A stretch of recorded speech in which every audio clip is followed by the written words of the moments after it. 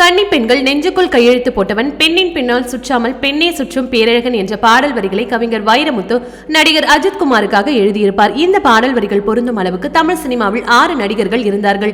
தமிழ்நாட்டில் இருந்த ஒட்டுமொத்த பெண் ரசிகைகளும் அந்த நடிகர்களை தலையில் தூக்கி வைத்து கொண்டாடினார்கள். அந்த 6 ஆணழகன் நடிகர்களை பத்தி இந்த வீடியோல நம்ம பார்ப்போம். அதுல ஃபர்ஸ்ட் யாருன்னு பாத்தீங்கன்னா நடிகர் மோகன். நடிகர் மோகன் மைக்கை பிடித்து நடிக்கும் பாடல் காட்சிகளுக்காகவே பெண் ரசிகைகள் திரையை தெரிக்க விட்டிருக்கிறார்கள். இவருடைய நடிப்பில் வெளியான கோபுரங்கள் சாய்வதில்லை, மெல்ல திறந்தது கதவு, இரட்டை வால் குருவி போன்ற படங்கள் பெண் ரசிகைகளால் மட்டுமே மிகப்பெரிய அளவில் கொண்டாடப்பட்டது.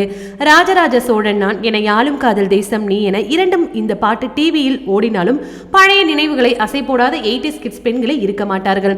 அடுத்தது நடிகர் கார்த்திக். பெண் ரசிகைகள் மட்டுமில்லை, அந்த காலத்து ஹீரோயின்களை காதலித்த நடிகர் என்றால் அது கார்த்திக் தான். கார்த்திக்கின் அழகான ஹேர் ஸ்டைல், நேர்த்தியான உடை, மெலிதான சிரிப்பு ஒட்டுமொத்த பெண்களையும் திரையரங்கில் கொண்டு வந்து கட்டி வைத்தது என்றுதான் நாம் சொல்ல வேண்டும். இன்று வரை கார்த்திகை நினைக்கும் பொழுது மௌனராகம் படம் மனோகர் லைப்ரரியில் திவ்யாவிடம் காதலை மைக் போட்டு சொன்னதுதான் ஞாபகத்திற்கு வரும். அடுத்தது ராம்கி. நடிகர் ராம்கியின் ஹேர் ஸ்டைலுக்காகவே பெண்கள் அவர் மீது பித்து பிடித்து அலைந்தார்கள்.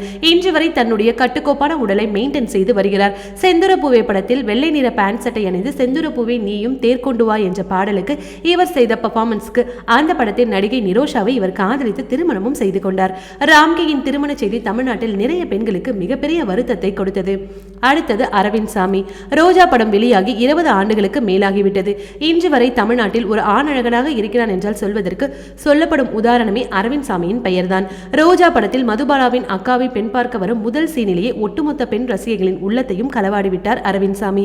20 வருடங்கள் கழித்து அதே இளமையோடு அழகோடு தனி ஒருவன் படத்தில் நடித்து தன்னுடைய கெத்து இன்னும் குறையவில்லை என்பதையும் நிரூபித்து விட்டார். அடுத்தது நடிகர் பிரசாந்த்.